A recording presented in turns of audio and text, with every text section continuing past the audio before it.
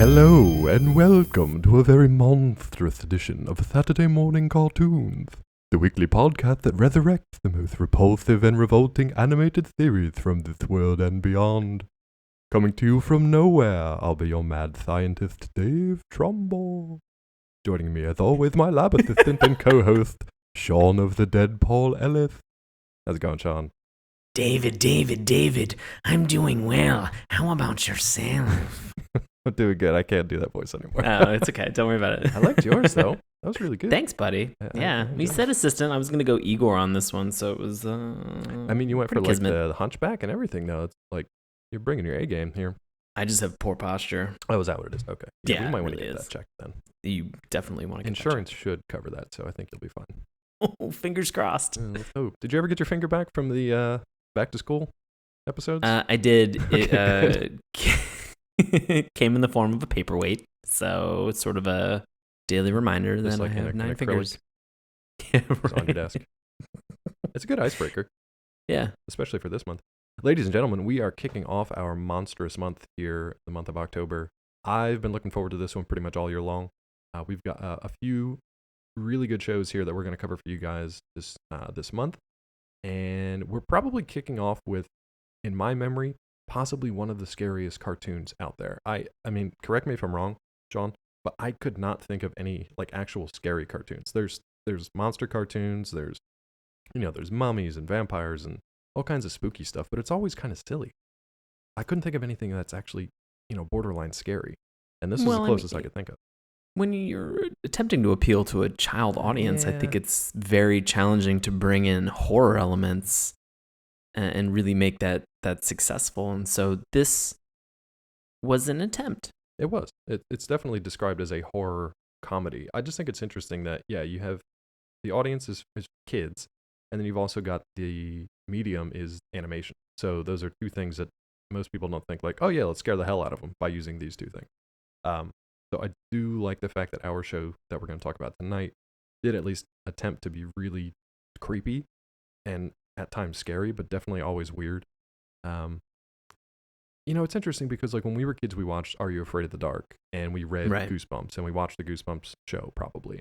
So it's just strange that like if it's live action, it's okay to be kind of scary, but for whatever reason, the cartoons never really did. And I feel like that's an opportunity missed. I would have loved to have watched some like really disturbing, freaky cartoons as a kid, but I think maybe animation is just sort of the medium that is the most challenging for horror to really kind of take place. In live action, and I guess it all has to do with simply the direction and the focus of the cartoon or whatever medium it's on. So things like video games, with constant jump scares, right? In video games like Resident Evil and Bloodborne. Yeah, those are things that kind of... Yeah, what's the one that just came out fairly recently? I can't remember. But I think it's got like an acronym for a name. But it's basically a lot of atmospheric stuff too. So you're just a character that's kind of like walking through or going through this area. Oh, Soma, yeah. And you don't have any like defensive weaponry or anything like that. Like you're just subject to the game's kind of decisions, and it's all about stealth and then the choices you make. But yeah, that medium has worked fairly well, but it's the minority. Alien Isolation was a fantastic game that kind of put those elements in place. Live action, we have a lot of that too. It's just maybe some of it just didn't translate, well to an animated medium. I mean, I can remember the Pitch Black Dark Fury cartoon. Okay. Kind of it was by Peter Chung, guy who did Aeon Flux. Yeah. And so there were a lot of elements of kind of like creepiness to it. And then one that I think that I can remember recently was they did an animated special for the video game Dead Space. Oh, okay. And that was pretty creepy as well. But obviously, it's a one-off. It's like a single episode you're not to kind of see it prime as you for everything. Saturday morning cartoons, yeah. Correct. Cool. So, well, but speaking of that, what episode, you're going to walk us through the history of this show we're talking about tonight. I don't think viewers could have possibly guessed it yet, so why don't you give them the lowdown? So we are going to be talking tonight about Courage the Cowardly Dog. The best. It is an American animated horror comedy television series that was created by John R. Dilworth for Cartoon Network. And it's the 9th of the network's cartoons. Mm-hmm. And so there are a lot of cartoons that sort of came out of that cartoons block. It premiered November 12th, 1999, and it ended November 22nd, 2002, with a total of 52 episodes over 4 seasons that were produced. The 1996 pilot segment that was titled The Chicken from Outer Space was nominated for an Academy Award, which is pretty amazing. Yeah. But it lost to Wallace and Gromit's A Close Shave. Which I found funny, especially regarding one of the episode segments we'll talk about tonight. Right. Give you a creepy teaser on that one. Yep. During its run, the series was nominated for 2 Golden Reel Awards, winning 1 additional Golden Reel Award and 1 Annie Award. So if you are an orphan, that was an award that went to you. Mm-hmm. We actually had a whole house full of orphans, and none of them had won an Annie Award, so this is pretty prestigious. Come on, Jem, get your shit together. It's just hot orphans just didn't, not award-winning material, I guess. So this show we're going to talk about tonight, Courage the Cowardly Dog, if you are not familiar with it, Sean just gave us a good history of it. Here is a brief series synopsis. It follows the title character, an anthropomorphic beagle, who lives with Muriel and Eustace, a married elderly pair in the middle of nowhere. Now, that's not to just say the middle of nowhere. Nowhere is actually capitalized. So it is the town, the district of nowhere. And it's basically just like a vast empty field with a farmhouse in the middle of it. That's where they happen to live. The trio are frequently thrown into bizarre misadventures, often involving the paranormal and supernatural. The series is known for its dark, surreal humor and atmosphere.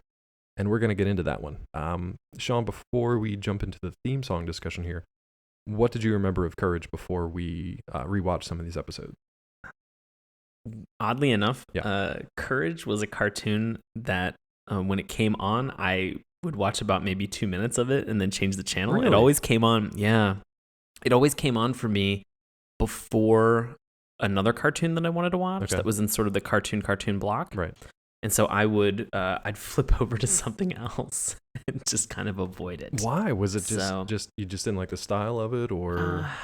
I watched a couple. I watched a couple of them, and I just kind of wasn't as much into it. I really loved. So during that cartoon block, we should mention that we had things like Ed, Ed, and Eddie, which I was a fan of. We had Powerpuff Girls, Johnny Bravo, Cow and Chicken, sort of some of these Dexter's Laboratory. We had some of these classic cartoons for Cartoon Network, which are also all weird too in their own special way. It was very much a departure from like the Hanna-Barbera or the whatever Fox Productions or the classic Saturday morning cartoons. It was like the mid 90s to late 90s that all this stuff started coming out, and they were all just very different. It was almost like an avant-garde of cartooning. The fun thing I want to mention is that you said it's very different from Hanna-Barbera. Hanna-Barbera actually produced the cartoons block.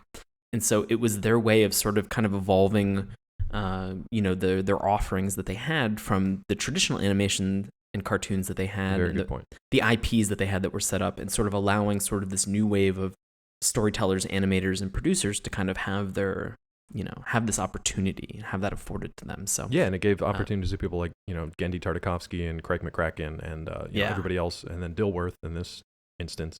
So a lot of new names and a lot of new ideas kind of came to the forefront here, and I thought it was great.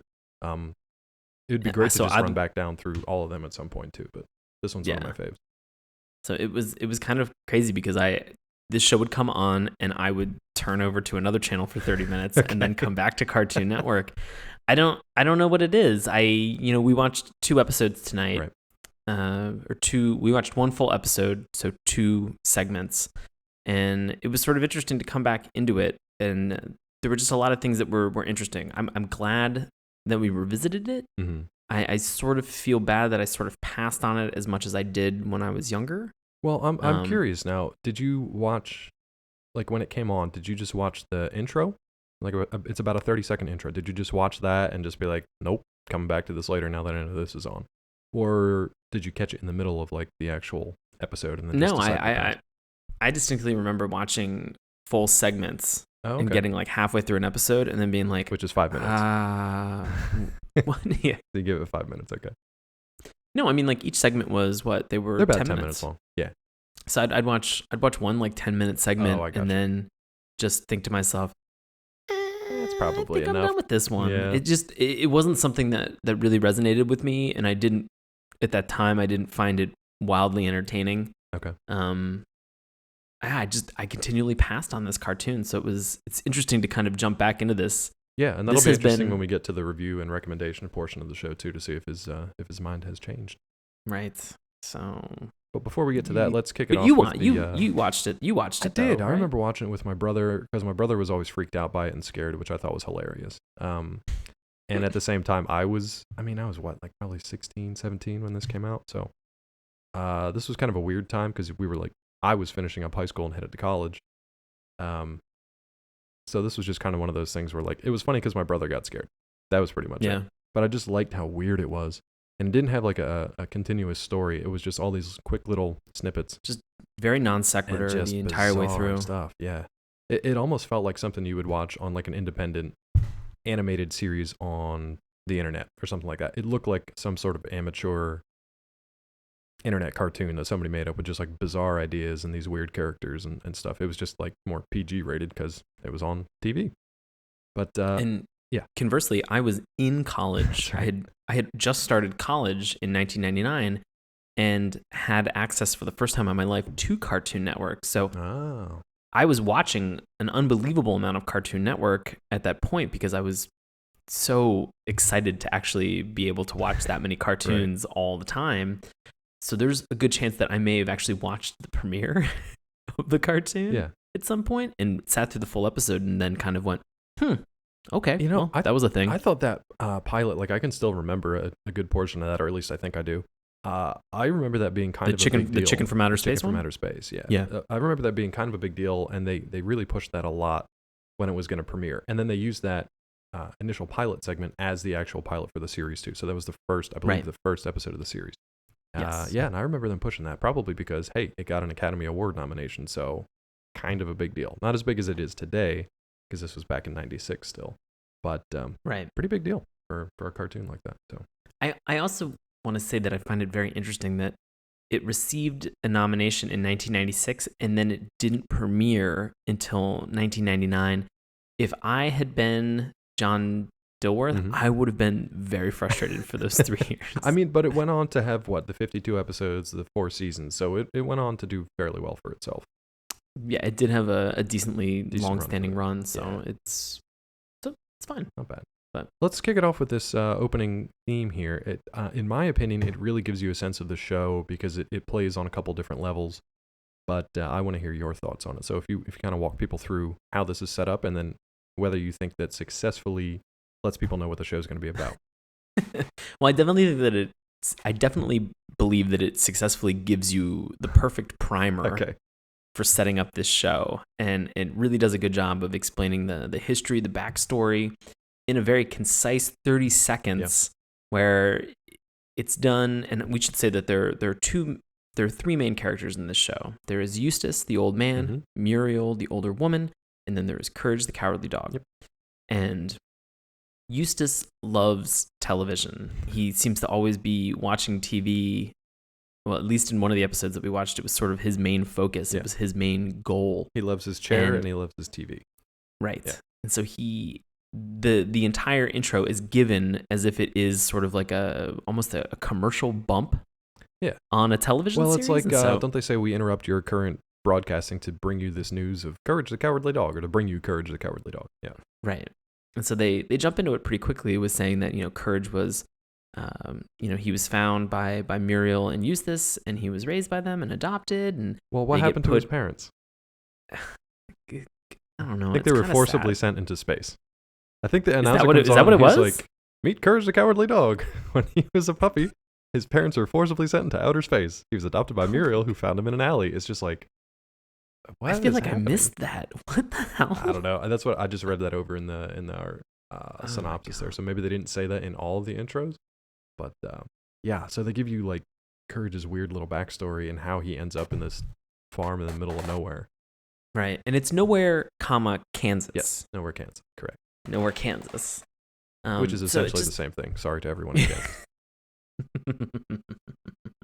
Sorry, not sorry. Sorry to Muriel and Eustace, our listeners in Kansas. So, but it sets it up in a way that it says, like, they get put in these kind of weird situations. And these are things that happen. And then it sort of flashes back to Muriel petting Courage. And Eustace is like, you made me look bad. And then he puts on this giant green... witch mask. Like witch doctor mask. and he freaks the hell out of Courage, and Courage freaks out, and that's it. Like that's the intro. That's the intro. So you understand what the dynamic is. You understand pretty quickly what the premise is, and you understand the relationship dynamics where Muriel is sitting there stroking and kind of petting Courage in a loving manner, and Eustace is just a dick. Yeah. And you also get a really good sense of Courage, who is basically just like a neurotic, anxious, always sweating, always scared, shivering, just like really disturbed little dog. And he's a really odd looking creature too. Yeah. Because he's they tout him as what? They what said he's a dog? beagle. Is he a beagle? But he's like pink with like black spots. He's got a hole through one tooth. Right. He's a weird Poor looking hygiene. Yeah, he's a weird looking critter. I mean, I honestly think. Yeah. And I honestly think that he's a cute little you pup. Always, like, and I knew you were going to say that because you always love cartoon dogs.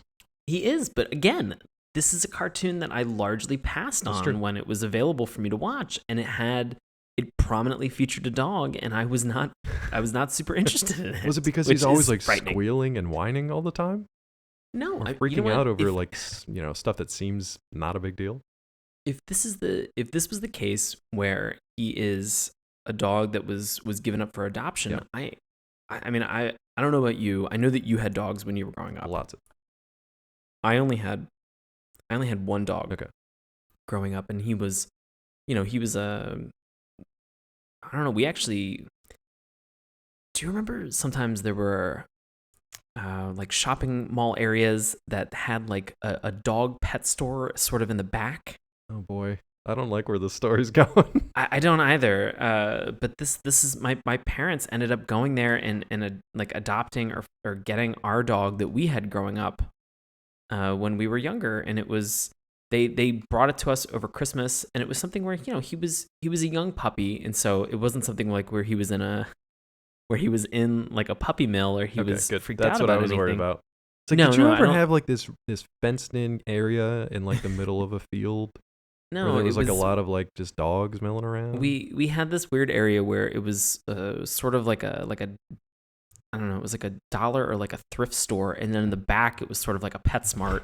Oh, okay. And it was like, a weird. Again, it was a weird. You got your dog from the back alley of a dollar store. It was a weird dynamic, but my parents got us this little mutt that actually kind of reminds me of Courage because he was part Chihuahua and part Terrier. Oh, okay. And so he was a little guy, but he was very.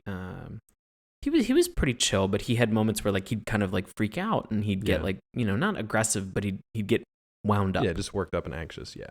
And so I mean, I understand after having volunteered at like adoption, like dog and a cat adoption places and like shelters, and like that can be part of the psychology is that these dogs that are there, they get a little freaked out, they get a little anxious, especially the older dogs, and it's scary. So looking at where Courage is in terms of his anxiety and the psychology behind him, I get it. It seems very real. It seems understandable. It was just funny though, because on watching one of these episodes, which we're about to get into, he sees something. Now, Courage is always seeing something. Eustace and Muriel are pretty much just like ignorant to everything that's going on around them. Right. They always think everything's fine. They never really get stressed out or think they're in danger. Which is a little bit frustrating. It is very frustrating, especially for Courage. So Courage's reaction, which is why his name is so funny, is always to kind of like, he just kind of has to like suck it up and deal with whatever the problem is, even though he really, really does not want to. He has to keep Muriel safe. He doesn't really give a shit about Eustace because Eustace is a jerk. But he definitely wants to keep in Muriel one of the safe. episodes that we watched, terrible things happen to Eustace, and he's like, sorry, whatever. Doesn't matter. Muriel's fine. Oops. I think that's a good point to talk about our 2 episodes tonight. So again, like Sean mentioned, we watched 25 minutes worth, but there were actually 2 different segments. So each episode was about a half an hour with commercials, but it was broken into 2 segments that pretty much have nothing to do with each other. So we've got 2 here tonight that we're going to talk about. One is the second episode. It's actually the second part of the second episode in the second season, and is called Courage in the Big Stinkin' City. And in this one, Muriel wins a trip to New York City to play at Radio City Music Hall. So what is she playing, though? That's an important... I know, I wanted to leave it out of the synopsis for the big tease. Okay, all right. So that's the first one we're going to talk about. The second one we're going to talk about is second part of episode 4 from season 1, and it's called Freaky Fred. In this one, Muriel's nephew Fred comes for a visit. Oh my God, this is They're all uncomfortable. Both of these episodes were very uncomfortable to watch. They're all uncomfortable. I can understand why, like, kids. I don't understand why we maybe didn't watch them as much, being at that age. But kids, I can understand why kids would not want to watch these because it's just, It's not like super scary. It's just very, very weird and uncomfortable. There's lots of strange things that are happening. Absolutely. So let's kick it off with Courage in the Big Stinking City. I think, for my money, the most realistic portrayal of New York City I've ever seen. It starts with, have you ever been dropped off on a bus from Kansas directly to Radio City Music Hall, first of all? I not from Kansas, but from the DC, Virginia area. Yes, I've been dropped off in DC, or from DC to NYC quite a bit. But did it drop you off directly at Radio City Music Hall on like the front Never. door? I didn't think so. Never. That's I was impossible. like, that's not how buses work, but it was pretty funny. What megabus or bolt bus did they get that had such a convenient route? Yeah, I'd love it if you could give Megabus just like the actual address you wanted to be dropped off at. Oh, that'd be so good. And it would just drop you off I think that's just called that's just called an Uber at that point. Now we're on Ubers. Yeah. So this one kicks off basically with Muriel coming in and saying, was something playing on the TV at first? Oh, yeah. It was Eustace. It was Eustace trying to find something on TV to watch. Yeah, he can't find anything among all the channels that they have. Yeah. He can't find a single thing that he wants to watch. And he's getting very angry about it. We should say Eustace is the definition of a crotchety old man. He's kind of like Archie Bunker. Right. Just except being Archie lovable. Bunker had... Right. Except Archie Bunker had teeth. He did. Eustace has zero teeth. But he's got teeth holes in his gums. It's so gross to look at. It is very disgusting. Because he smiles a lot, but not in a good way. Usually in a really kind of like just a Schadenfreude kind of way. Just whenever anybody else is getting hurt, he's just like, "This is hilarious." Yeah. And you can see his little teeth holes in his gums. Ugh, it's gross. Yeah, it's real gross. So he's sitting there clicking away. Can't find anything on TV, Archie Bunker style. Muriel kind of busts in and proclaims that she's won a trip for the whole family to go to New York City so she can play at Radio City Music Hall. And what exactly is her talent, Sean? She plays the sitar. As you do. Didn't see that one coming. No, definitely did not. I love did that. Not expect that. I love when she carries her little sitar case though. Right. And just sits down and starts playing it on the stage. She's got to practice before the big show. Yeah, it's true. You know, which is important. She's got to get it. She's got to get it out. Yeah. So. No. You gotta practice before you go on stage. You do. That's common. You gotta bang out all those bad notes. Yeah, get those bad notes out of the way. They've actually got a special room set up for artists that are just like off the back alley in the back of Radio City Music Hall. Again, very realistic portrayal of New York City. So I was really concerned when Muriel sits down and explains, "I won this trip," because Eustace is as unsupportive as you can possibly be. Yep. He wants nothing to do with this. He does not want to go on this trip. He doesn't want to leave his chair. And he is emphatic about how he's just like, oh, well, it's an inconvenience for him. Yes. And I'm so glad whoever was doing the direction, or I don't know if I'm glad that they moved it along as quickly as they did, or I don't know if I'm upset at the fact that somebody wrote him as such a crotchety, complaining, unsupportive husband in the sense that he was. Okay. Because Muriel delivers the news, Eustace bitches, and then they immediately get dropped off outside of Radio City Music Hall, and I was like, off the bus. What? Okay, I like great. that though, because at this point, so we're early in the second season for this episode, so you know that Eustace has been pretty much a jerk for the entire first season. So his character is pretty well established. And I like, again, like you said, I like and don't like the fact that he is this way, but that Muriel kind of puts up with it and then just gets her way anyway. Yeah. So Muriel is the perfect grandmother that everybody has or should have. Or should have. Really I should preface that.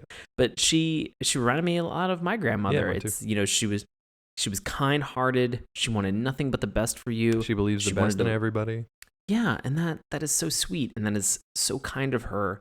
It's just hard to watch that relationship with Eustace where he literally says when they get off the bus, "This ain't no place for me. I belong in a chair." Yeah, and I was like, "You belong You belong in a coffin, asshole. Shut your mouth. You just got a free trip to New York. It's true. I do like that as soon as they step foot off the bus and they are just, randomly in front of Radio City Music Hall, I'm pretty sure it's some random Asian dude just like bumps into Eustace, who's been chowing down on this sandwich. And he's like, watch where you're going. Knocks the sandwich out of his hand. He knocks the sandwich out of his hand onto the ground. And the guy says to him, he's like, watch where you're going. And then Eustace turns around and says the same thing back to him in like the same inflection. And Muriel is just like, oh, how great. You're getting used to the city already. You're fitting making in. friends. You're making friends and fitting in. She's so sweet. It's so crazy. So it's at this point that they're not paying attention to anything. And Courage is looking around and he sees this like 6 foot tall cockroach peeking around from the side of an alley on the side of Radio City Music Hall. Again, Right. most realistic portrayal of New York City I've ever seen. It's funny enough, cockroaches creep me out. Okay. There are very few things that I am actually allergic to, and the only thing that I am truthfully allergic to in terms of an environmental allergen is a cockroach. You've never had one in your house though, so it's probably good. Yeah, shut up. Yeah, for those who don't know, there was a cockroach incident once upon a time. There was when Dave and I were living together, there was a cockroach incident for a period of time, and it freaked me out. Yeah. So that happened. So if I am around a cockroach at any point in time, I break out in terrible hives. Oh, I wasn't watching the show. Right. Well, it was a little creepy for me because we should mention, and the thing that I bring this up to introduce is that the world building that they introduce in this episode and for this entire series is there are a lot of anthropomorphic insects, creatures, animals.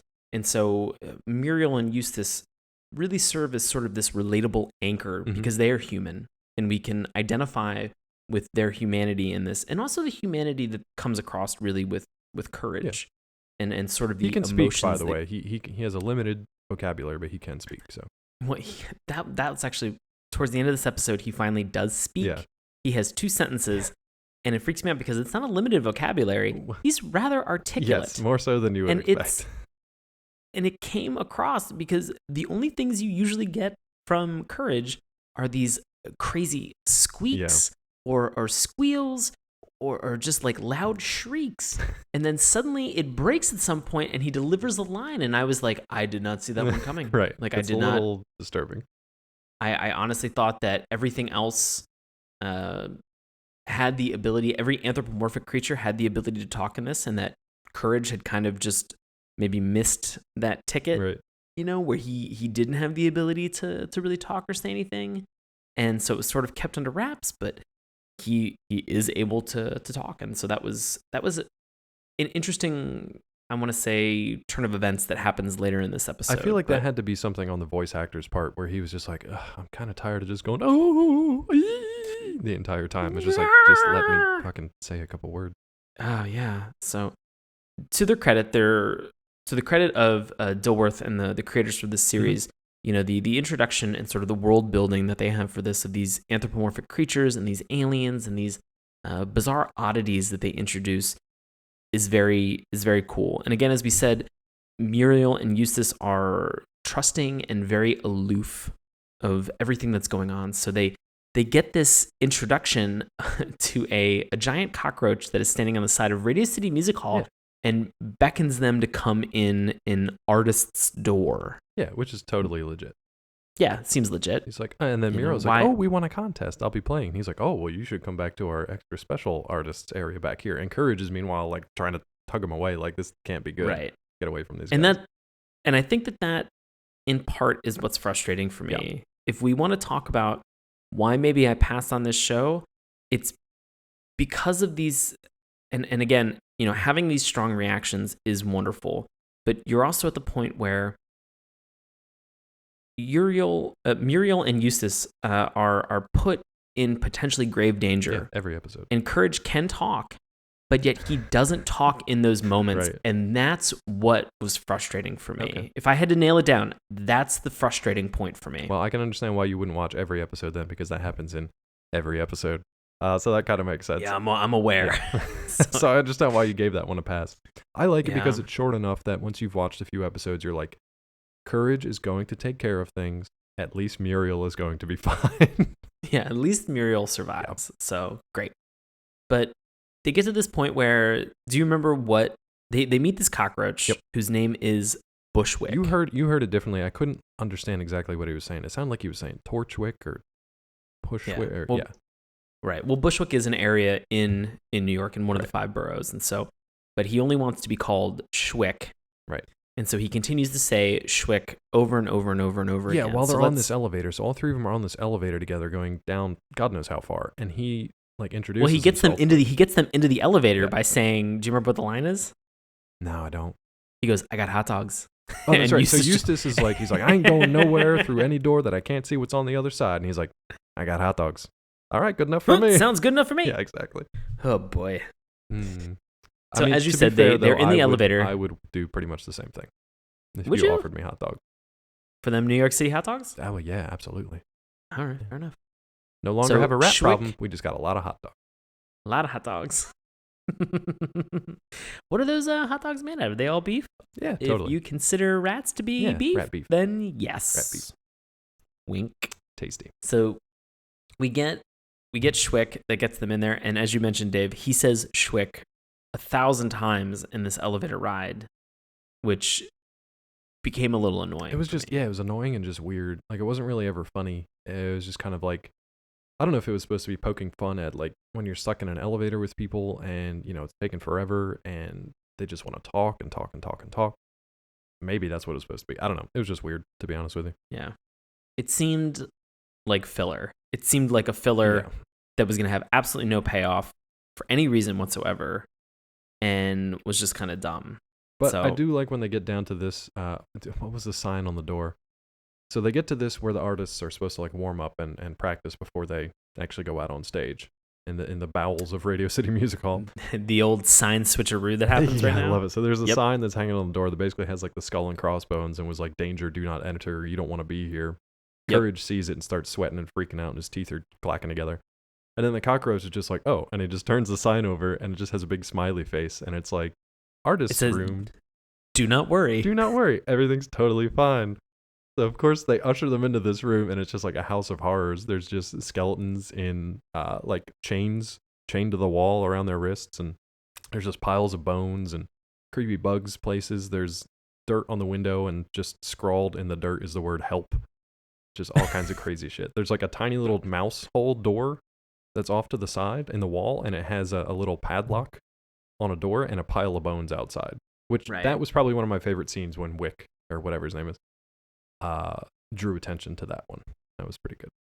So let me ask the question. Is there something about the size or the dimension of a door that is supposed to be intimidating like this? Because I'll say this.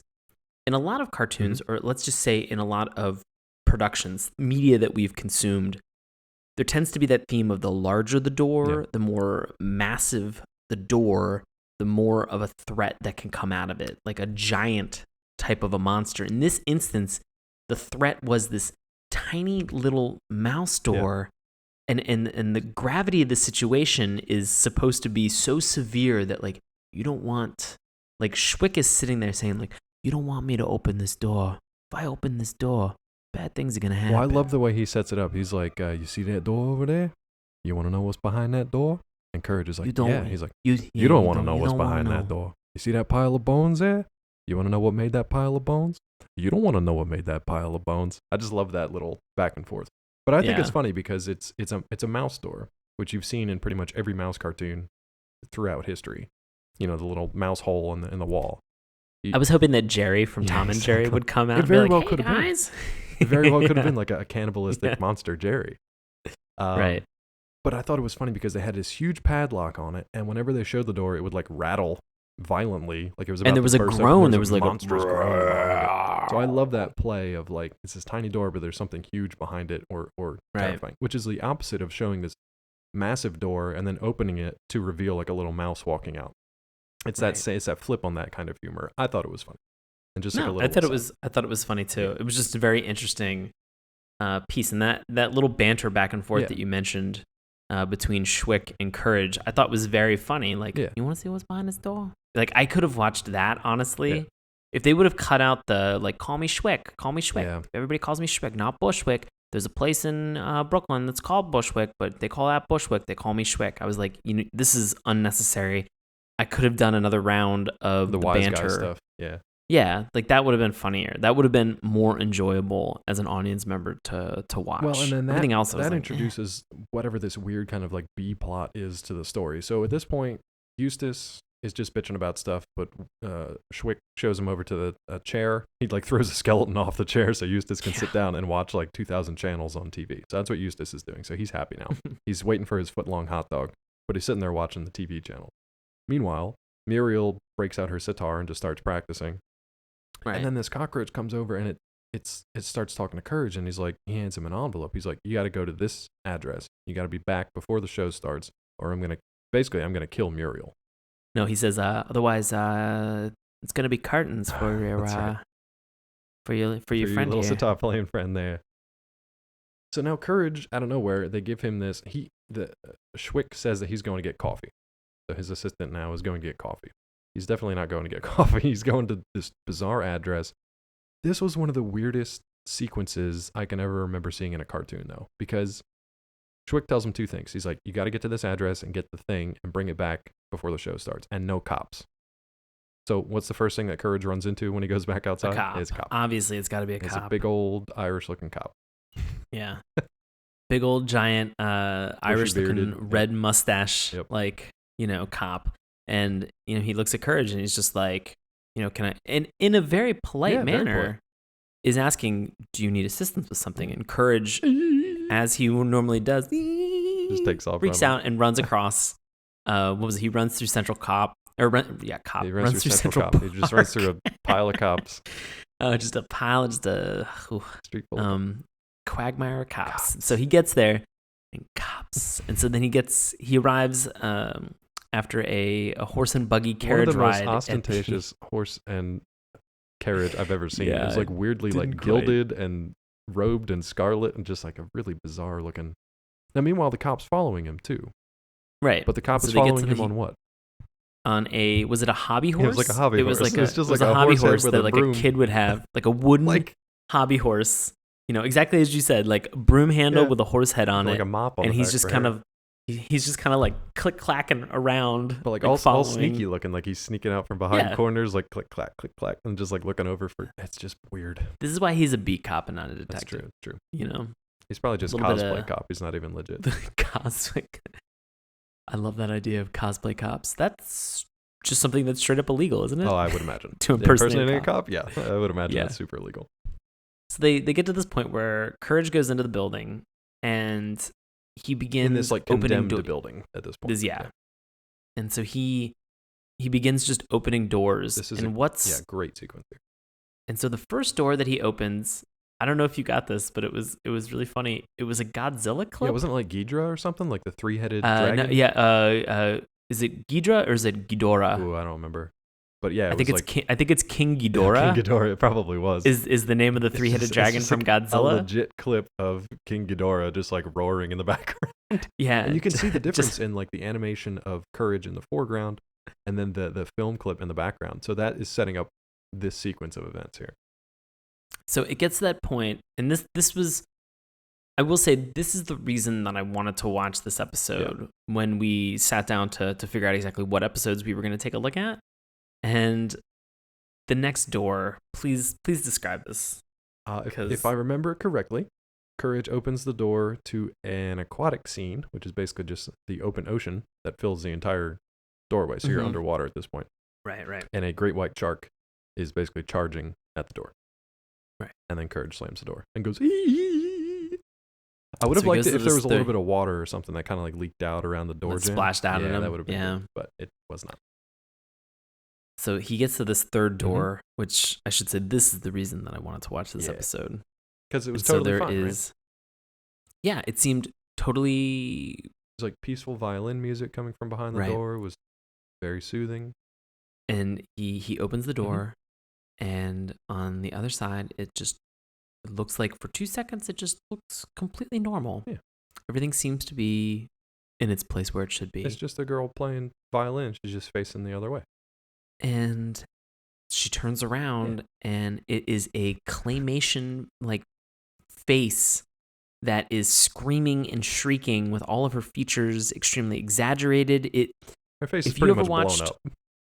If you ever watched Pee-wee's Big Adventure, the Large Marge scene where suddenly Pee-wee hitchhikes with that trucker, the female trucker. Oh, God. They're talking, and then suddenly she's telling him a ghost story, and then she reveals that she's the ghost, and her face is this claymation horror. I had completely forgotten about that until right now, and now I'm not going to be able to sleep tonight. Right? That freaked me out when I was a kid watching that scene in Pee-wee. Yeah, you're welcome. And so they do this whole scene, and then he closes the door, and I at that moment I realized like this show can exist in a different part of my brain, but like not one that I'm going to give a lot of credit to. The dusty corner. Oh, God. It was a fun sequence though, because it was kind of like you've seen that kind of sequence before, just never in the sort of horror comedy arena, not in cartoons. I mean, they hit between the three doors. They hit that comedy rule of three, and then Courage gets out of the building with the package in tow. Which, please describe the package. It's like a purple wrapped package that has a yellow tag that's off of it that says "evil package." Yeah, and it's also wrapped in like a chain with a padlock on it. So. Right. And so this is the moment where Courage finally speaks. Right. And did you know what he says during this point? I didn't remember that because it was just before that third door where he was like, "Well, there couldn't possibly be anything worse than that behind this door." Well, he says, he goes, "I just know something bad is going to happen." And then he opens that door, and then he's outside with a package, and kind of that brief moment where he wipes the sweat from his brow, and he just looks at the camera, breaking the fourth wall, and just goes, "Things I do for love." Yeah, which was weird. Which is very weird. Strange. And then he's got like a weird. This was also weird. This was something like that was out of like almost Rocco's Modern Life level of weirdness. This bizarro chase sequence that happens now? Yeah, so he hops on the New York City train, which this is a weird New York because there's like nobody there. There's nobody around. So he hops on the train pretty much by himself except for a sleeping and drooling giraffe who happens to be sitting next to a newspaper that has a picture of the package that Courage is currently holding on the front page, and it was like, "Evil package still at large." Yep. And Courage is sitting right next to it. So lo and behold, of course, the cop shows up and starts walking down the train. And so Courage just takes the little tag on the package that says "evil package" and just throws it into his mouth and eats it.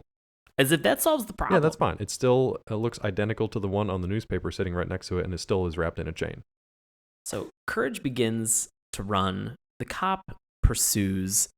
At this point, Courage believes that he's evading the cop. I mean, what's the best way you're going to shake a tail from a cop, though? Well, let's get into it. Yeah.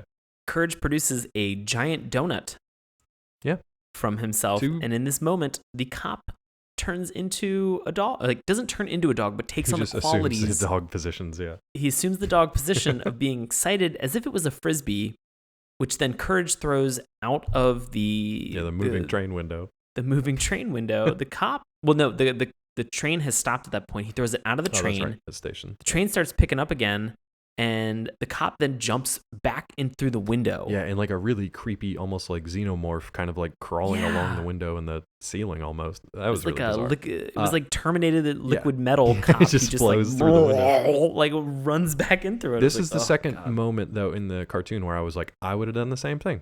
I would have followed a donut out of the train. I'm just constantly hungry. Who isn't? So at this point, you'd think like... We're doing this right now. I wish I was eating. Right? Just donuts and hot dogs. So then, of course, we get to the sequence where Courage has reached the end of the train, meets the conductor. I think the conductor like sees the package and freaks out. He's like, evil package, and just jumps out of the window of the moving train. Right. At this point, you have the cop who now freaks out because there's no conductor. And doesn't respond in an actual...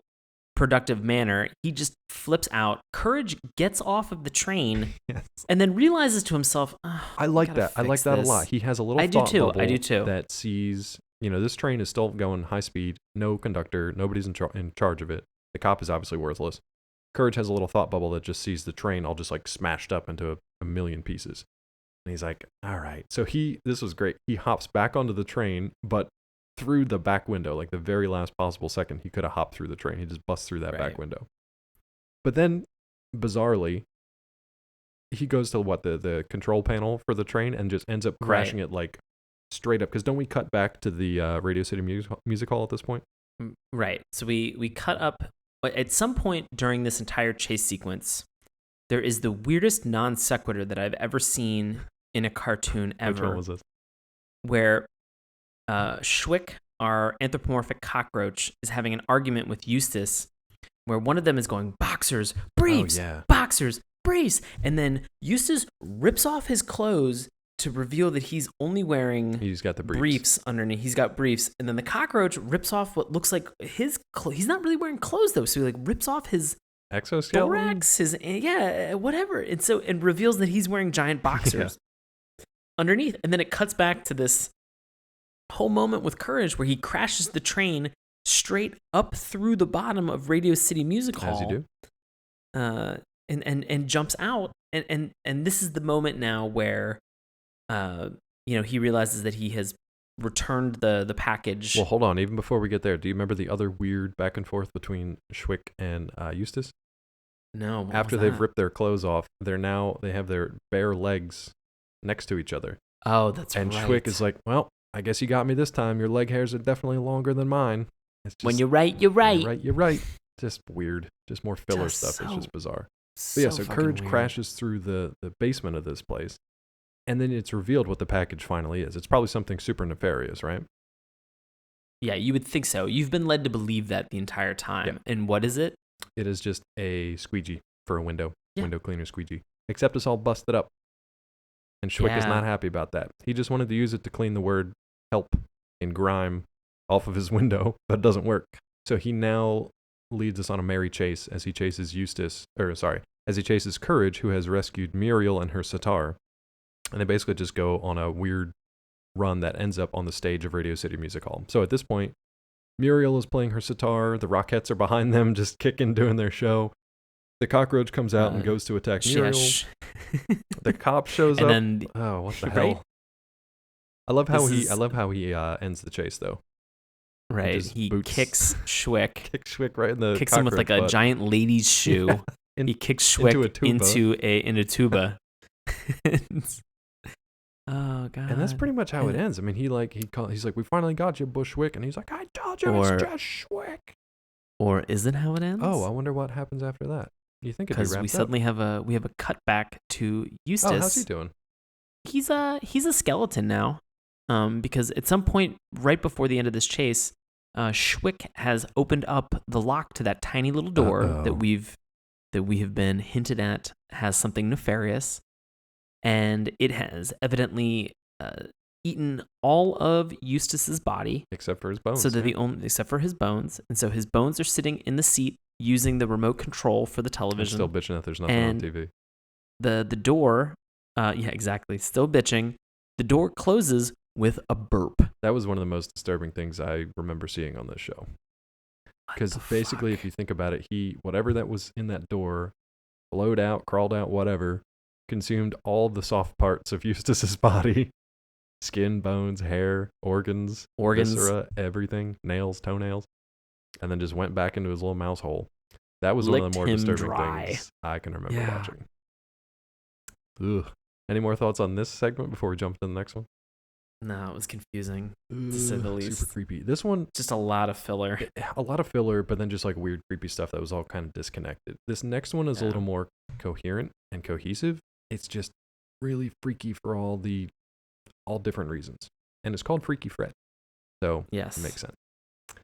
This one was disturbing. What was your reaction? I'll be honest. I wanted to watch it because when we were looking at some of the recaps about these different episodes, this was one that I thought may be really demented. And then I watched it and I was just sort of indifferent about it. You were? Okay. I don't think I enjoyed it.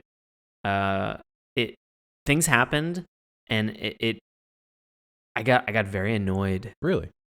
I got kind of annoyed. Okay. And then even the part that I thought was going to be really creepy, which is that there are moments where Freaky Fred sort of has these children's voices singing in his head. Yeah, he's got kind of this narration that you hear the music in his head, which is usually just kind of like a little nursery rhyme sing-song kind of thing. And then, there's like little children that are singing and giggling. It's like a la la la la, and they're just la, giggling la, in the background, la, and it's creepy.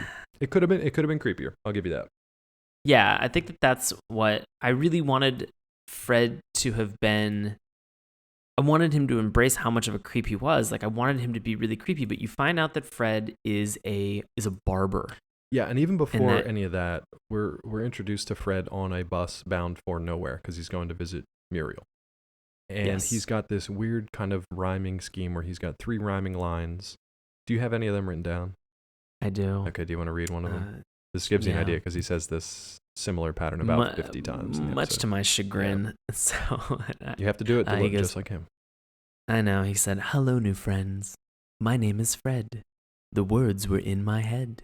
I said my name is Fred, and I've been very naughty."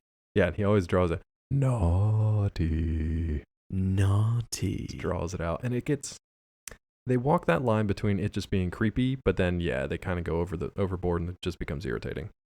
I mean, I really had I had the expectation, or I guess maybe the idea, that this guy was some sort of a sexual deviant or sex offender. Well, so here's where I think it's disturbing and successful for that. They obviously can't get away with that on a cartoon show, so they have to find something that is a parallel for that can be really weird and yet they can get away with all of the misogynistic attitude of Johnny Bravo, but none of the actual real grounded shit. Yeah, exactly. that they're hinting at with Courage. Children. Fair enough. But basically, rather than make him like a serial killer who's really creepy and obsessed with one particular thing, they just make him a barber.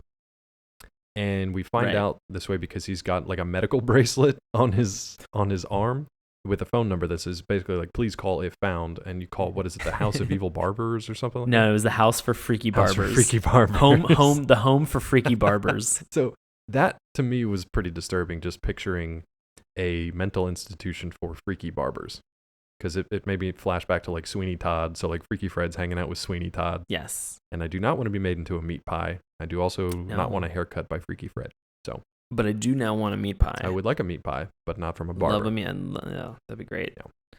Love a chicken pot pie. So let's get on there's this. this weird... This is slowly becoming a food podcast. This is just a food podcast now. We're going to do cartoon food. This is going to be cartoon food. So far in this episode, you've consumed foot-long hot dogs, powdered donuts, and meat pies.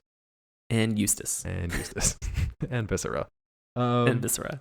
So you've got these 2 kind of like weird things that are happening back and forth. You've got Freaky Fred's weird little rhyming pattern and his internal dialogue full of children giggling and nursery rhymes.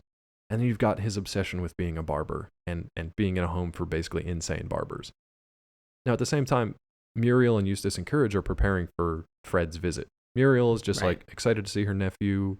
Eustace is constantly calling him a freak and basically wants nothing to do with him. Courage is, of course, caught in the middle. Do you remember what Eustace is doing for preparing for his arrival?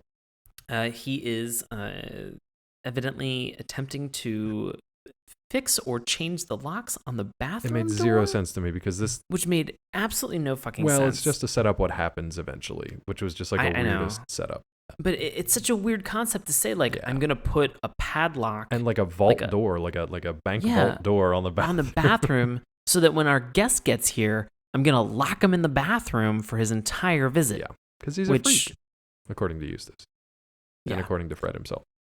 Right. So what eventually happens is Fred is getting closer and closer, getting freakier and freakier by, keep saying these things over and over again, like, I've been very naughty. And it gets really creepy because you don't know what's about to happen when this guy shows up. So Courage knows that he's coming too, and when he finally rings the doorbell, I love Courage's vision of like all the possible things that could be waiting outside the doorbell. There was like, it was basically like all of Universal's monsters, right? It was like a vampire, a wolf man, a mummy, a Frankenstein, something like that. Frankenstein, and then a mime. And then a mime was the creepiest thing. And then a mime at the end. Which was probably the scariest possible thing you could think of. Yeah, I like that that's his like coup de grace. That's his final. That's the worst it could be. Yeah, right. Describe Fred for me, please, visually. Fred he actually kind of reminded me of the role or the actor that they did for the movie Drop Dead Fred. Oh, wow. Yeah. The imaginary character.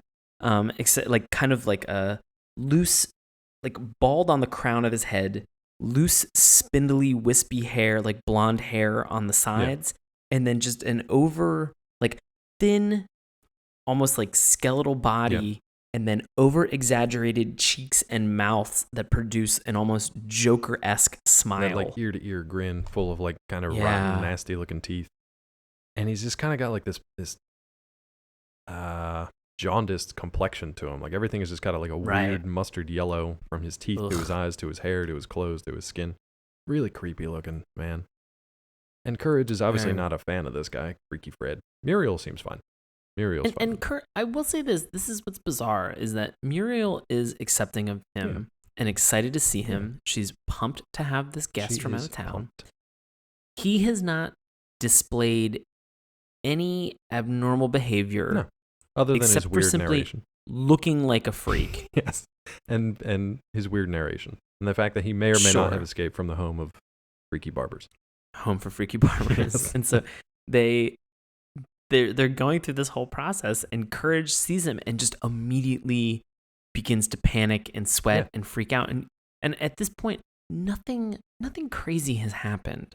And so I don't know, there was a moment where I was just like, you know what, Courage, like, way to judge a book by his cover.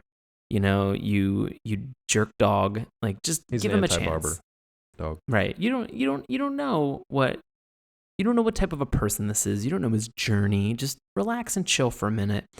And then both of them get locked in the bathroom thanks to Eustace. Yeah, so Eustace's B-plot at this point is hilarious. So he doesn't want anything to do with Fred. He basically makes an introduction with him because Muriel forces him to. And then he's just like, all right, I'm going to go out and get some parts for the door and just do some other errands because I don't want to be around you. And we keep coming back to Eustace pretty much just enjoying himself and being off on his own little adventure, having nothing to do with what he said he was going to do. But yeah, at this point, Fred goes upstairs to kind of like, you know, clean himself up and whatever. And Courage and Fred end up getting locked in the bathroom door, and they can't open it from the outside. Right. And Muriel's kind of upset. She's like taking care of them and talking to them and feeding them, trying to feed them throughout the day, which is feeding them pancakes. So you've now consumed hot dogs, donuts, meat pies, and pancakes. And viscera. I keep forgetting about Eustace soft parts. It's fine. Ugh. Canned Eustace soft parts, courtesy of Saturday morning cartoons. Ugh. Gross. So Courage and Fred are now locked in the bathroom. That's the main crux of the story, where you learn way more about Fred than you ever wanted to know. Right. It starts. And so you remember where it starts? It starts. His first victim, starts with a pink gerbil with giant blue eyes that has been completely shaved nude. Well, it was his first pet, and that's where he kind of had his first realization of whatever his obsession was. Impulse. That's where he was first naughty. But if you watch this with the mindset of Fred is a serial killer with a bizarre obsession, and he's now on the loose. Like a lot of serial killers start off stereotypically by killing small animals or killing pets or neighborhood animals or whatever. Sure. I've watched Dexter. I know these things. He knows everything. But yeah, so if you keep that in mind, then it just gets progressively creepier and creepier. If you just take it as is, then it's just not. It's just weird. It's just freaky. Yeah. So he shaves his gerbil. Gerbil's not happy about that. But meanwhile, he's taking his razor to what now? Well, his second impulse that he has. Okay. Oh, he's the entire time that he's explaining these stories and the origins of these impulses, and sort of it hits a comedy rule of 3. There are 3 things that he shaves completely bald, and during this time he is bit by bit completely shaving Courage against his will, nude. That was fucking disturbing. That was creepy. Because he's grabbing him and just like shaving him aggressively with an electric razor that sounds like a chainsaw, which I found very disturbing. So he's like shaving his head and the sides of him, and like in like really aggressive and intimate ways too. Like it's just, I don't even want to think about how he was doing that at some point. I don't want to think about the mechanics or the utility of how it all happened. But Courage keeps trying to escape. Like he escapes down the toilet. He tries to escape down the sink drain. He's just hiding everywhere he possibly can. But he puts both of his hands underneath the door to attempt to escape. And again, you realize this entire time, this entire time he has the ability to be able to talk. Yeah, to say, and this guy's freaky. Open up the door. Yeah. Or just simply say at some point, no, this is making me uncomfortable. Always say no to your freaky uncles that show up and try to shave you. Every time. And so, but he never he never exercises that ability again, and it's disturbing. God, it's just disturbing to watch. Always say it's no. hard. It's hard to watch, and it's just a challenge to get through. Well, so here was the second one. So it turns out that Fred's second quote-unquote victim was basically his first girlfriend, first love of his life. I don't remember her name, but she had long, flowing locks of beautiful blonde hair. And he has a great kind of rhyme, which basically ends, I can't remember the exact rhyme, but it basically ends with the fact that they should see other people. Like he basically shaves her bald, probably while she's asleep. So all her long, flowing locks are gone. She's bald, but she's still in her dress, and she's got this really scowly, angry face. He's like, basically, we decided we should see other people. That was kind of funny. Yeah. And then he's like, and then for the longest time, I haven't been naughty. But there was this one time. It was one time. Yeah. That's when Yosemite Sam walks in his barbershop, basically? Yeah, it was a giant red-bearded, red-headed panhandler. Yeah. Who like walks in through like a Western style saloon, like barbershop saloon. Panhandler or gold miner? Aren't they the same? When I think panhandler, I think homeless person on the street begging for change. But maybe originally panhandling was the whole idea of sifting. That's what I thought. But like I thought there water was that was coming down like through different rocks. Okay. I believe it was panhandling. We'll go old timey version of panhandler with the handlebar mustache. Okay. Handlebar mustache is what we're calling him. Handlebar mustache. Nailed it.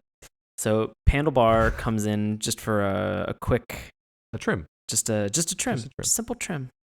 And what does he end up with, Dave? Oh my God, I can't remember. This was one of the more disturbing ones because didn't he shave he shaved his armpits, shaved his eyebrows? He shaved every part of his body. Every part of his body. He got very naughty. Ugh. Meanwhile, he's still shaving Courage. The most disturbing one, I think, is when he shaved his throat. I didn't like that. Yeah. I didn't like that one bit. What was when he shaved his entire underbelly, from the bottom of the dog up to his neck? Yeah. I was like, oh, stop it. Oof. It's just, and the entire time that this is going on, Courage has suddenly produced a cell phone. Yes. And he has noticed flip the phone, wristband. By the way. It was an old Nokia 2000 flip phone. Flip phone. And so he's produced this Nokia, and he's noticed that there is a call number on Freaky Fred's remember the number? Wristband. I don't. 555 it was like 555-1234. You got it. Okay, I did remember it. Nailed Everybody call it. Put in your own area code, and see what you get. Yep. And thankfully, at this point, once he's finally made this phone call, at the very end of the episode, we have two large gentlemen, basically men in white coats at this point, right? Yeah. Who bust through the door and they wrap up and escort Freaky Fred back to the funny farm. Now, this is when he's still narrating. He's still smiling ear to ear. He's still talking. This is when the kind of, as they wrap him up and they put him in this paddy wagon, the children are giggling in his head. There's the nursery rhyme playing, and he's just smiling. La, la, la, la, it's so fucking weird. La, la, la, la. And then Eustace eventually shows up after going to the movie theater, reading his newspaper, whatever. Yeah. And I forget what the exact tag was at the end. The final shot wasn't as disturbing as Big Stinkin' City, but it was basically an all-nude, all-shaved Courage standing there, except for a little part on his butt that, what did it say again? I think it said, with love, Fred. Fred. Shaved into the hair on his little Courage backside. Pretty weird stuff. So I took this one to be as basically he was like a serial killer with an obsession. You can always read more into it than they're actually giving you, which I think always gives it a little bit more of a disturbing edge. Yeah. But anything more from this episode before we get to our reviews, recommendations? No. Would you like a brief reprieve while I read a review from a fan? Please. Here we go. This is a good one. Please. This review is titled Great. It is from Shelby from North Carolina in the summer of 2002. Shelby, you are nailing it. You are nailing it, Shelby. Here we go. Whatever the inflection or words that I read, they come directly from this, just to let you know. Great. Okay. Whoever doesn't like this show is a pathetic, all caps, person who has absolutely no sense of humor. Courage is so sweet. He reminds me of a dog I used to have. Sure, it is pretty gross, but so was Ren and Stimpy, and people loved that show. Parentheses. Well, everyone I knew loved it. End parentheses. Courage is not supposed to be a brave and protect his owner. Come on. What does he look like? A guard dog? Besides, he is a cartoon, and he ends up saving his master like dogs would. This is definitely good. Different from that trash on Nick. Just to think of those horrid shows. Well, anyways, it has a creepy quality to it, which is great, and Courage is a lovable character. Thanks, Shelby, for that somewhat disjointed review of Courage the Cowardly Dog. Now for our own review and recommendation. Sean, what did you think of Courage the Cowardly Dog upon second watching? I'm still pretty middle of the road with this. I would recommend checking out one of the 10-minute episodes. Yeah, sure. And if it's something that check out the pilot. Also, check out Courage in the Big Stinkin' City. Mm-hmm. That was the one episode that we watched out of this that I did kind of enjoy. I think that there was some challenges in it that really kind of were a little bit off-putting to me. Okay. But I would still check it out. And if you like that, then yeah, I mean, explore and kind of, go at your own,